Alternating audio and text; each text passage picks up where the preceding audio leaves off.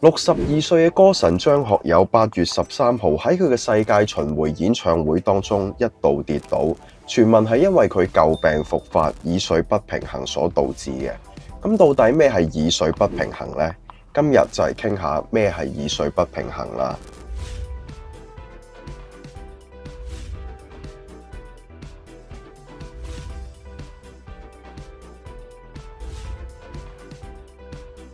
Hello， 大家好，我係 Eden。8月13號，62歲嘅歌神張學友展開緊佢世界巡迴演唱會馬來西亞站嘅時間，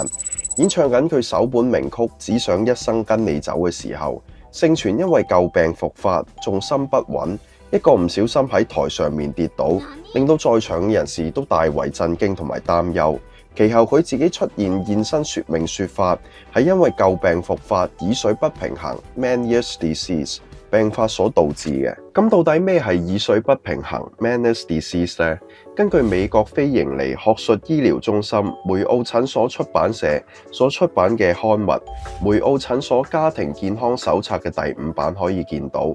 耳水不平衡係一種內耳問題相關嘅疾病，病發嘅時期會導致到頭暈同埋聽力減退，患者喺大多數嘅情況之下會影響到一隻耳仔嘅運作。而喺病發嘅時間可以喺任何嘅年齡階段，但最常見會喺40至到60歲之間。而從歌神張學友嘅案例當中可以見到，舊患耳水不平衡就已經係伴隨住佢好多年。而耳水不平衡亦都有先天遺傳嘅案例。而就住目前醫學水平嚟講，暫時都未有一個徹底嘅根治手段，但係透過積極嘅治療，可以有效咁延緩到症狀嘅發生，減輕生活對長期嘅影響等等。而根據梅奧診所家庭健康手冊嘅第5版指出，耳水不平衡常見嘅症狀總共有4個。第一，經常性頭暈，頭暈會經常性出現同埋突然消失，而大多數嘅患者通常都會持續20分鐘至到12個鐘不等。大多數嘅情況都唔會超過24小時，嚴重嘅更加可能會伴隨住嘔吐嘅症狀。第二，聽力減退，患者嘅聽力減退好可能係突然出現，尤其是喺早期病發嘅初期，伴隨住時間嘅推移，聽力嘅減退好可能會持續一段好長嘅時間，而且喺短期之內都唔會好轉。第三，耳鳴，佢哋嘅耳仔會出現響鳴嘅聲音。喺學術嘅角度嚟講，通常呢啲聲都會係嗡嗡聲、口哨同埋時聲。第四，耳仔入面經常會覺得好實同埋好脹。耳水不平衡嘅患者經常會覺得耳內嘅環境經常喺度膨脹緊。從病因學嘅研究可以見到，誘發耳水不平衡嘅病因其實真係有好多。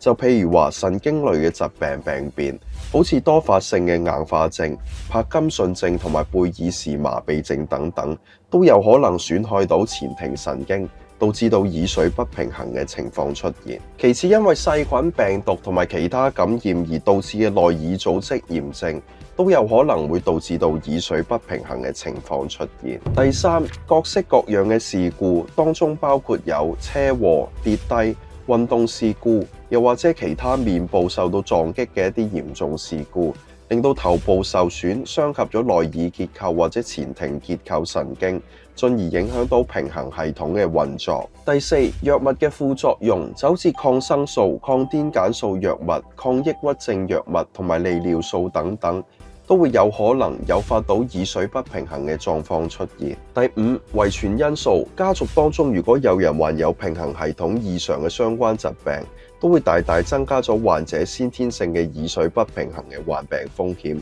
而耳水不平衡嘅病發原因，目前喺醫學界上邊其實都仲有好多，以上只係列舉住大家較為熟知同埋常見嘅病發原因。而如果近期嘅你係因為各類型嘅事故，發覺自己時不時會出現頭暈、眼前一黑嘅情況出現，而持續嘅時間大約係2個星期左右，發病嘅持續時間唔到1分鐘左右，休息一下又覺得好似冇咩事嘅話，又或者自己已經係年到40，最近期有去醫院打算做體檢嘅安排，就要做多一項關於前庭功能障礙、耳水不平衡嘅相關檢查。因為耳水不平衡嘅狀況如果處理得唔好嘅話，當中會為患者帶嚟一個長久而且持續嘅影響。長久嚟講，更加會影響你嘅生活品質，唯有及早咁去做檢查同埋及時去治療，先至係最佳嘅辦法。就住目前嘅醫學對於耳水不平衡嘅檢查工作都有好多，而當中比較可靠而且有效嘅檢查分別有